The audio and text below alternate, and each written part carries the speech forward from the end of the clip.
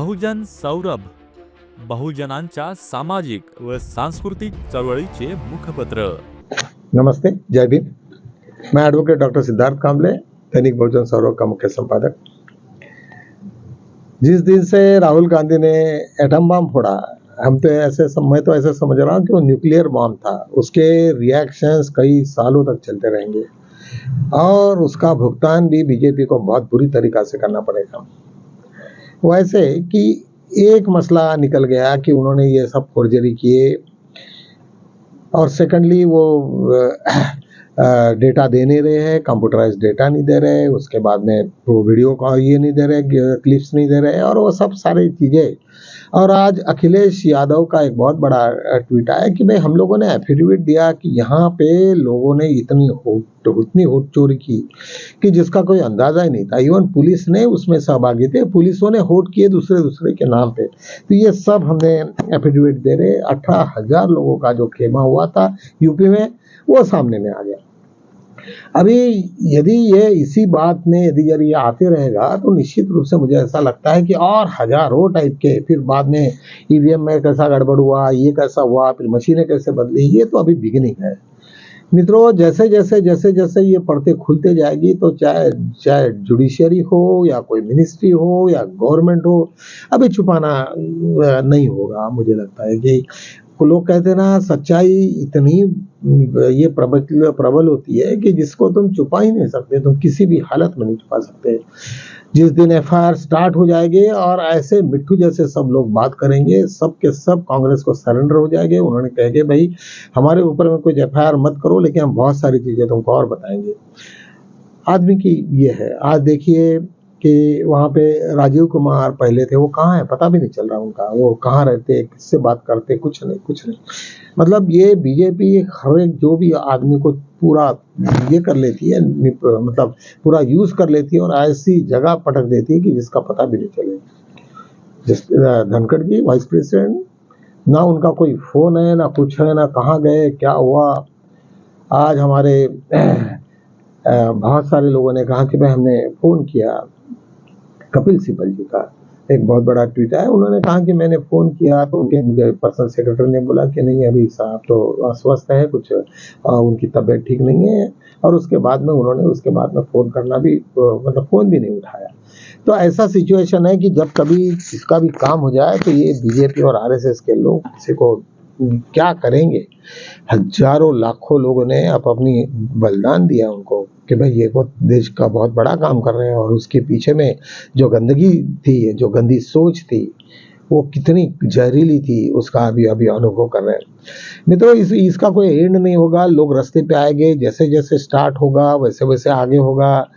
अभी ये तो भूल जाओ कि बिहार में क्या होगा। बिहार में अभी कोई कुछ होना नहीं है, क्योंकि आज चीफ इलेक्शन कमीशन जो सब के सब वेबसाइट होके वो कहाँ गायब हो गया तो ये नहीं मालूम। ऐसे ही सब लोग चुप जाएंगे और जब चुप जाएंगे तब सब लोग हमलावर हो जाएंगे और उल्टी भी बात कर रहे हैं कि नहीं तुम एफिडेविट दो, जो तुमने बोला। वो क्यों देंगे एफिडेविट, तुम्हारा काम है। उन्होंने तो ऑलरेडी कंप्लेंट किया है, कई एफिडेविट तुम्हारे पास में पड़े हैं, उसका क्या किया तुमने। चीफ इलेक्शन कमीशन को पूछना चाहिए। और चीफ इलेक्शन कमीशन ये नहीं पूछ सकते कि भाई तुम मेरी कंप्लेंट करे तुम एफिडेविट पे करो। हर पुलिस स्टेशन कल बोलेगा, जो भी कंप्लेंट लेके जाएगा कि बोले एफिडेविट पे दो। अरे उसकी कंप्लेंट है, वो उसका राइट है कंप्लेंट करने का, एफिडेविट पे ही करना है, ऐसा कुछ नहीं है। और जो भी करना है आप तपास जांचो। फिर उसके बाद में उन्होंने तो ये नहीं कहा कि भाई मैंने बोला तो उसके बाद में हो जाए। जो भी मैंने बोला आप उसकी जांच करो।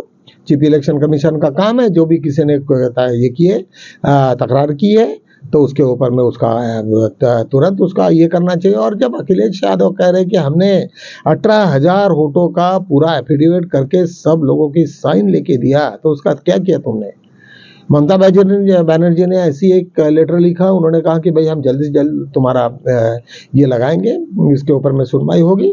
अभी सालों गुजर गए लेकिन कुछ नहीं। वो इलेक्शन कमीशन मतलब बिल्कुल अभी शाह के पॉकेट में है और शाह ही सब है, पूरा देश शाह है। इवन मुझे लगता है कि मोदी से भी ज्यादा खतरनाक शाह है, क्योंकि उनका पास्ट ही वैसे रहा है। जो आदमी टिपिकल क्रिमिनल है, जो ऑलरेडी तड़ी पार रहा है, ऐसे आदमी का क्या करेंगे। शायद मुझे ऐसा लगता है कि बाबा साहब कहीं हो गए तो वो देखते होंगे कि क्या चल रहा है मेरे देश में, जो संविधान लिखा, तो ये तो मैंने कभी नहीं सोचा था कि आदमी इतना गंदगी पे, इतने बेईमानी पे उतरेगा और इस देश में पूरा का पूरा खत्म करेगा। उन दिनों में भी आरएसएस बड़ी एक्टिव थी, बाबा साहब के ही वक्त में गांधी का भी वध हुआ, सब मालूम है। लेकिन उन लोगों ने इस तरीका से इतना गंदगी ये नहीं फैलाया। उन्होंने ठीक है इलेक्शंस के लिए और कुछ किया होगा, कोई अलग अलग प्लेटफॉर्म पे यूज किया होगा, लेकिन जिस तरीका से इन्होंने ये किया है और आज ना कल ये सब पकड़े गए। अभी पकड़े जाने के बाद में इनके क्या हाल हो गए नहीं मालूम। लोग पकड़ पकड़ के मारेंगे लोग जब उनको, क्योंकि मारने का प्रश्न ही है क्योंकि हारा तो लाखों करोड़ों में उतरा है वो, उसने कई करोड़ों रुपए फूके हैं, हजारों लोग उसमें इन्वॉल्व थे। और इतना होने के पश्चात यदि कोई किसी को निराशा हो जाए, कई एग्जाम के लिए हम चले जाए कि रात दिन उसने पढ़ाई किया और उसको मार्क मिला 0, और जिसने कुछ भी पढ़ाई नहीं किया उसको मार्क मिला है 100 आउट ऑफ 90, ये क्या सिचुएशन है। तो उस आदमी में जिसने पढ़ाई किया उसको तो लगेगा ना कि मैं क्या किया हूं मैंने, कि मेरे को ऐसा क्यों हुआ। तो वो तो निश्चित रूप से वो लोगों को लेके बाहर आएगा। और निश्चित रूप से कांग्रेस चारों तरफ में अपने स्वयंसेवक के साथ, अपने लोगों के साथ में, वोटर्स के लोगों के साथ में, आमदार खासदार छोटे छोटे, इसमें हर जगह पे कांग्रेस का ये है, उनका भी कोई नैतिकता भी नहीं रहेगी। बीजेपी को खड़े होने का भी नैतिकता नहीं। मित्रों, मुझे तो ऐसा लगता है कि शायद आज ना कल कुछ पिटीशन आ जाएगी जो चीफ इलेक्शन कमीशन को बोलेंगे कि बीजेपी को उसको बैन करो।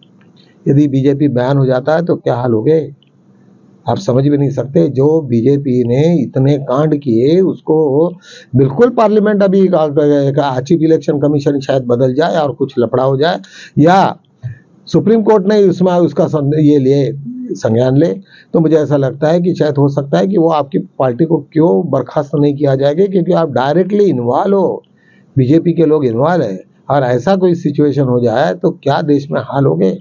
इतने सालों से जो पार्टी इतने कॉन्टेस्ट कर रहे थे और उसी को यदि बैन कर देते, तो मुझे ऐसा लगता है कि सभी लोगों को हमारी डिमांड होनी चाहिए। मैं स्पेशली आप लोगों को निवेदन करूंगा और कांग्रेस वालों को और हर आदमी को, हर देश के इसमें, कि ऐसे हजारों लेटर कि भाई चीफ बीजेपी को आज तुमने बर्खास्त करने के लिए ऐसे निवेदन करने चाहिए। बहुत हर जगह पे कोई बताने की जरूरत नहीं है, आप अपने करिए कि जिस तरीका से राहुल गांधी जी ने आज सबको उजागर किया, हर चीजों का खुलासा किया, उसके ऊपर में चीफ इलेक्शन कमीशन चुपचाप है। इसका मतलब कि बीजेपी के साथ में बीजेपी और ये दोनों मिलकर ये खेला कर रहे थे।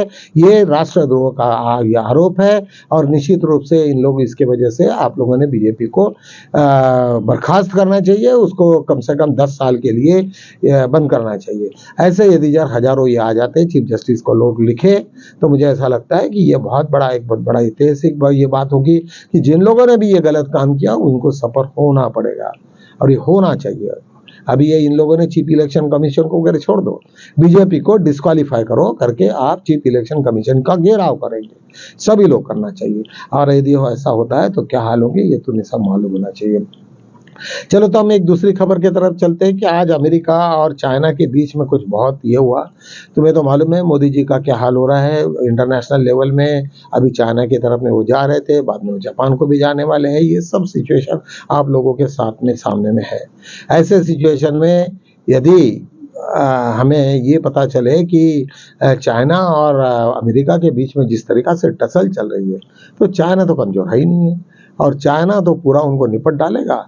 अभी ये कांग्रेस बीजेपी इसके ऊपर में है, हमारे इंडिया के ऊपर में, कि वो किस तरीका से किन किन लोगों के साथ में रह के ये करते हैं।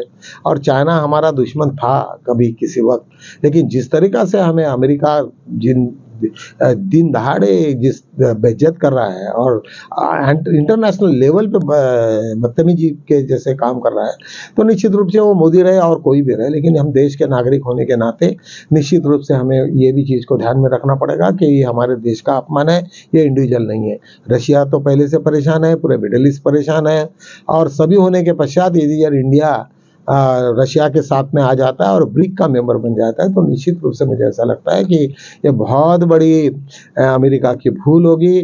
और आज जितना भी हमारा एक्सपोर्ट है ठीक है, जो भी कुछ क्वालिटी है, लेकिन हम लोग तो थ्रू वे अलग अलग इससे आ जाएंगे। आज जिसके पास में उनके इंडिया के साथ में अच्छे संबंध नहीं, अच्छे संबंध हो गए या अच्छे संबंध कोई दूसरे देश में हो गए, तो थ्रू उसका माल आएगा, उसका स्टैंपिंग लगेगा। ऐसे कुछ नहीं होता। हमारा टेरिफ भी हमने काफ़ी था, और उन्होंने कहा भी कि भाई तुम्हारे टेरिफ बहुत ज़्यादा है, तो ठीक है, जिनको खरीद रहे हैं तो जब टेरिफ है तो हमारे क्वालिटी भी अच्छा होगा। ऐसे अनेक चीज़ें तुम्हारे सामने में अभी आएगा, तो निश्चित रूप से मुझे ऐसा लगता है कि वो भी एक अच्छा मसला होगा। फॉर्चुनेटली पूरे देश का एक अच्छा सौभाग्य है कि बी आर गवई जी वहाँ पे आज चीफ जस्टिस ऑफ इंडिया है, और उनके ही सामने ये सब मसला आने वाला है।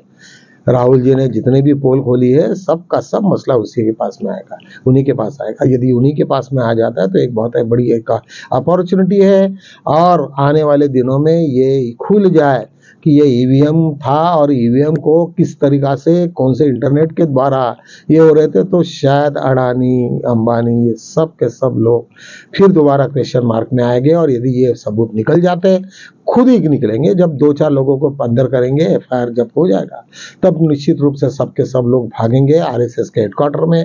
उन लोगों ने कहेंगे कि भाई हमको बचाओ, हमने तो आरएसएस को बचाने के लिए हमने इतने इतने लोगों को चुन के दिया। और उनके पास में क्या रहेगा? मालेगांव ब्लास्ट के बाद में 2008 के बाद में जिस तरीका से स्थिति रही, 2021 और 22 तक लोग जेल में रहे, क्या बीती होगी? उस वक्त से बॉम्ब ब्लास्ट भी बंद हो गए। तो ऐसे ही ये पूरी इतनी बड़ी, जब तुम बिल्डिंग बनाते हो, इतना बड़ी बुनियाद बनाते हो, इतनी बड़ी पार्टी बनाते हो, और लेकिन उसका यदि जब बेस खोखला हो, और यदि चीफ इलेक्शन कमीशन ने ये डिसाइड हो कि भाई आप उसको बैन कर देते, खत्म करो, तो क्या होगा? नई कौन सी पार्टी आएगी, कौन सा अध्यक्ष बनेगा, क्या होगा, एक सब आप सोच भी नहीं सकते। और ये सुप्रीम कोर्ट के सामने में यदि इस तरीका से आ जाएगा तो डायरेक्शन दे भी सकते हैं कि चीफ इलेक्शन कमीशन को आप तुरंत इसको बर्खास्त करो, जिस पार्टी ने इतने सारे बदमाशी की है तो निश्चित रूप से आप उसको बैन करो। इस टाइप के डायरेक्शंस मिल सकते हैं, और होंगे भी। अब इस तरीका से लोगों ने याचिकाएं डालना चाहिए, और डालेंगे लोग, और सभी लोग को मालूम है कि यदि इस तरीका से हो जाएगा तो निश्चित रूप से एक बहुत बड़ा ये होगा। गवई साहब को एक महिला पत्रकार ने एक बहुत बड़ा लेटर लिखा कि भाई आप अभी इसके सब संरक्षण हो, आप सब जो देख रहे हो सब, इसके बावजूद भी आप लोग यदि साइलेंट रहोगे तो इस देश की पूरी डेमोक्रेसी खत्म हो जाएगी।